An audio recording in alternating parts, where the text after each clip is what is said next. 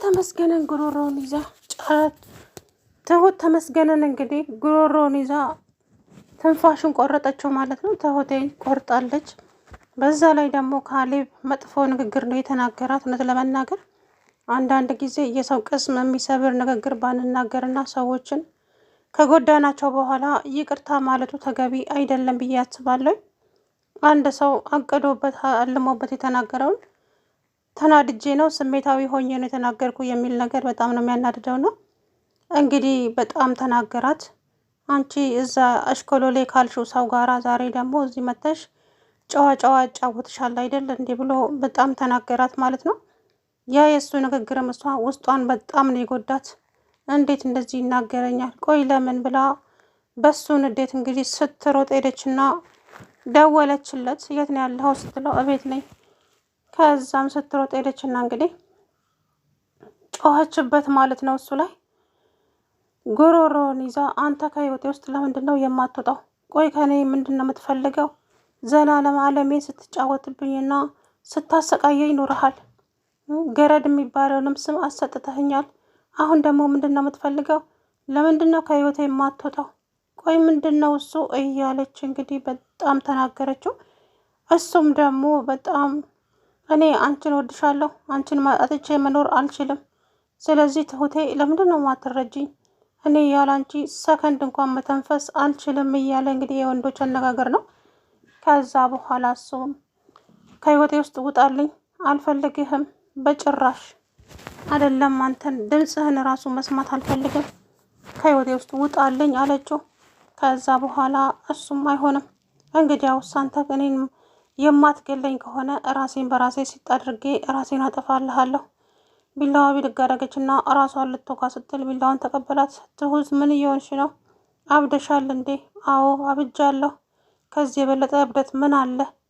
ስለዚህ ከዚህ በኋላ የኔ እናንተ ነገር የሚያበቃ ይሆናል። እኔ ድክም ብሎኛል፣ ሁሉም ነገር ሰልችቶኛል፣ በቃ አለችው። ከዛም እሱ ትሁት እንደዛ አትሆኚ፣ እኔ እኮ ልካስሽ ብዬ ነው እንጂ ምንም አደርግሽ መሰለሽ? አልፈልግም ያንተን ካሳ። ውስጤ ከደማና ውስጤ ከቆሰለ በኋላ ያንተ ካሳ ምን ይሰራልኛል? አልፈልግም፣ ለራስ ያዘው ካሳህን አለችው። እሱም ደግሞ ተይ ትሁቴ፣ ስሜታዊ ሆነሽ መጥፎ ነገር አትናገሪ አላት። እሷ መናገር ያለባትን ነገር ተናግራ እንግዲህ ወደ ቤቷ ተመልሳ ሄደች።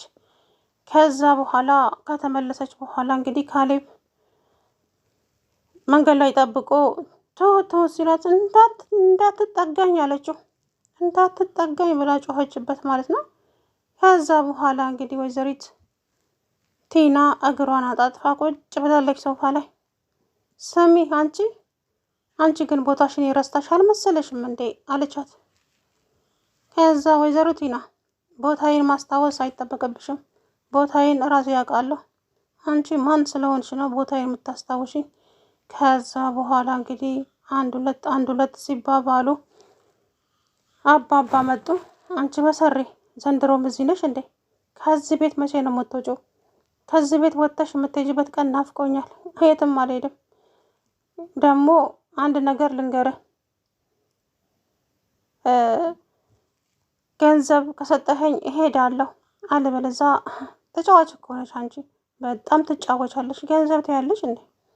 ቀልደኛ፣ ለእያንዳንዱ ለእስከ ዛሬው ድረስ ዋጋ ትከፍያለሽ። አሁን ወሬሽን ተይና ከዚህ ቤት ውልቅት ያለሽ አትይ። አልወጣም አልኩ አልወጣም። እንግዲያውስ አንቺ በጸባይ ካልወጣሽ ፖሊስ አምጥቼ ከዚህ ቤት አስመንቅሬ አስወጣሻለሁ አላት አባዬ።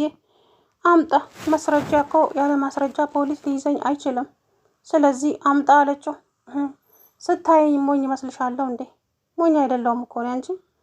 ለያደረግሽ ለእያንዳንዱ ነገር ሁሉም ፋይል እጄ ላይ አለ። ሞኝ መስዬሽ ከታየውሽ በጣም ተሳስተሻል ወይዘሮ ቲና።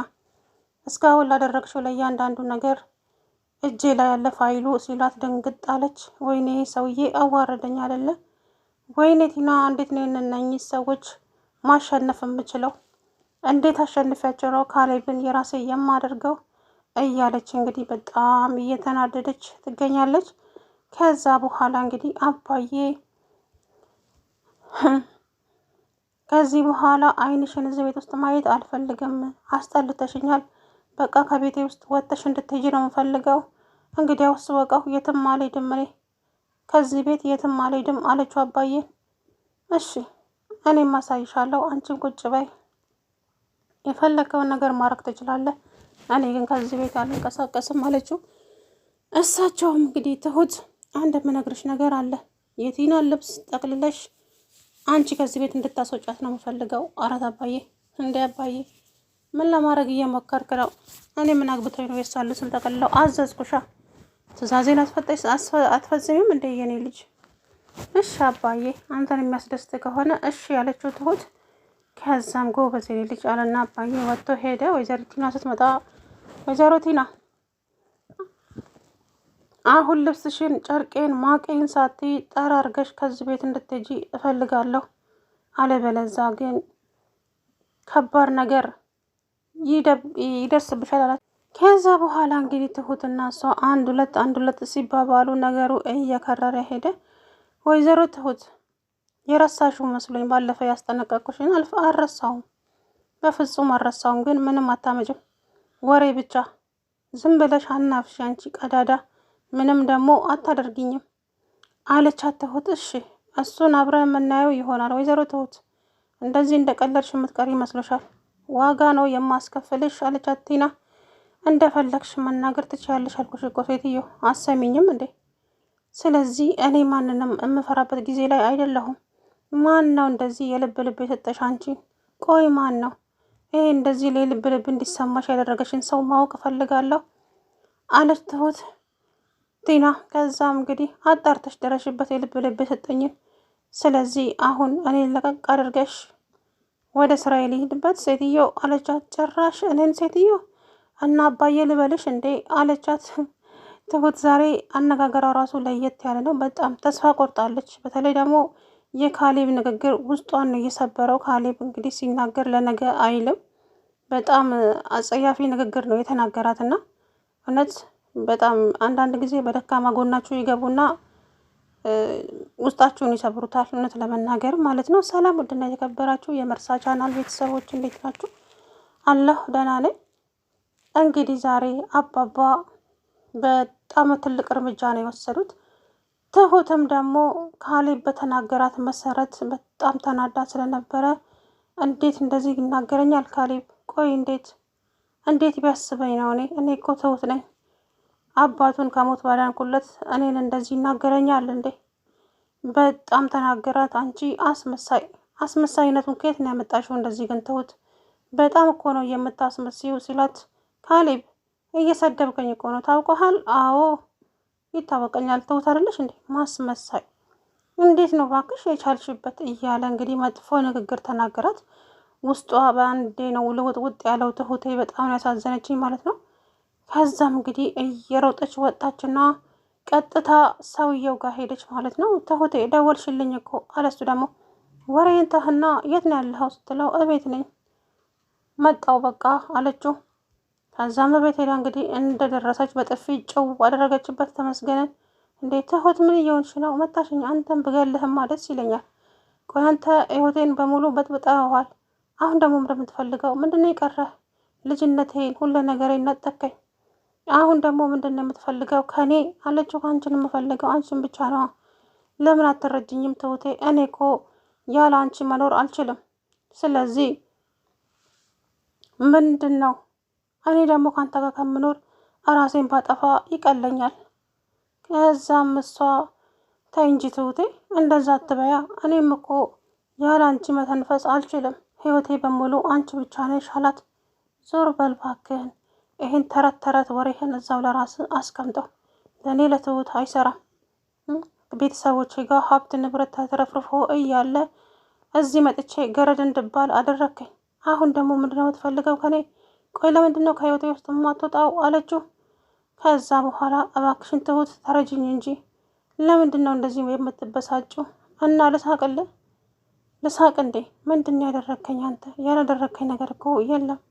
ቆይ ምንድን ነው የምትፈልገው? ለምን ከህይወቴ ውስጥ ወጥተህልኝ አትሄድም? እባክህ ከህይወቴ ውስጥ ውጣ፣ እኔ ደክሞኛል። ከዛ በኋላ እንግዲህ ካሌብ ዋናው ይሄ ስሙ ጠፋብኝ። ተመስገን ማለት ነው። ከዛ በኋላ ተረጋጊ ትሁቴ፣ ሁሉም ነገር ሲሆን ይሆናል። በመጀመሪያ አንቺ ደህና እንድትሆኝልኝ ነው የምፈልገው አላታ ላይ። ከዛ በኋላ እሷም አንተ እያለህ መቼም ደህና ልሆን አልችልም፣ እባክህን ተወኝ፣ የራስህን ህይወት መኖር ትችላለህ፣ እኔም ደግሞ የራሴን ልኖርበት ብላ መለመን ጀመረች። እንደዛ እንኳን ማድረግ አልችልም ትሁቴ፣ ታውቂያለሽ እኔ ያላንቺ መኖር አልችልም። ስለዚህ ተሳስበን የሚሆነውን ብናደርገው ነው የሚሻለው እንጂ ውጣልኝ ሄድልኝ የሚለው ነገር እኔ ጋር በፍጹም አይሰራም። ስለዚህ አንቺም ልትረጅኝ ይገባል ትሁት አላት። አልረዳህም፣ መቼም ልረዳህ አልችልም፣ እባክህን ተወኝ፣ የራሴን ህይወት ልኖርበት፣ አንተም የራስህን ህይወት ኑርበት አለችው። በፍጹም እንደዛ ማድረግ አልችልም። እኔ እንደዛ ማድረግ ብችል ኖሮ እስከ ዛሬ ለምን እከታተልሽ ነበር? እስከ ዛሬ እኮ እየተከታተልኩ ሰላምሽን አልነሳውም ነበር። ግን ደግሞ እንደዛ ማድረግ ስለማልችል ነው። ያለ አንቺ ለደቂቃ እንኳን መተንፈስ አልችልም እያለ እንግዲህ ሲዘባርቅ፣ እሷም ደግሞ በጣም ተናደደች እና እንግዲህ ጥላው ሄደች ወደ ቤት ማለት ነው። ከዛም ወይዘሪት ቲና እሱ ጋር ተንቀልቅላ ስትሄድ ውጪ ከዚህ ከቤት አይንሽን ማየት አልፈልግም። ሚስት ስለ እሷ አንድ ነገር ብታወሪ ከዚህ በኋላ አንገትሽን ነው ቆርጬ የምጥልልሽ አላት። ቆይ ሰው ሁሉ ምን ሆኗል? እኔው ላይ የተነሳ ሁሉም ሰው እኔ ላይ ዞሮብኝ እያለች እንግዲህ ከዛም እሷም ወደ ቤት ስትመለስ አባባም ጉዷን አፈረጡላት። ምንም አይነት በዚህ ጋር ብትል በዛ ውርደቷ እየወጣ በቃ ጉዷ እየወጣ ተገኘ። ከዚህ በኋላ ምን አማራጭ አለኝ? መውደቂያዬ ጎዳና ነው። በገዛ እጄ እኮ ተዋረድኩኝ። ወይ ቲና ቢቀርብሽስ ይሄ ሁሉ ነገር የሰውን መፈለግ ራስሽንም ልታጪ ነው እያለች እንግዲህ ራሷ በራሷ እየቀባጠረች መገኘት ነው። ከዛ በኋላም አባባ ነገ ጠዋት ከዚህ ቤት ውልቅ ብለሽ እንድትወጪ ነው ፈልገው። አሁን እንኳ መሽቷል፣ የትም እንድትሄጂ አልፈልግም። አሁን እሷ አባባ ያስቀመጡትን ኮምፒውተር ትወስደዋለች። እርግጠኛ ሆኜ የምናገረው እሷ ፋይሉን ትደብቀዋለች። ቲና ማለት ቀላል ሰው አይደለችም፣ እንዲሁ በቀላልም እጅ የምትሰጥ ሴት አይደለችም። እና ብቻ አላቅም መጨረሻው ምን እንደሚሆን እንግዲህ የአባባና የቲና ጉዳይ። እሷም እንደዚሁ ከህይወት አትወጣም፣ ነገሩን እያባሰች እንጂ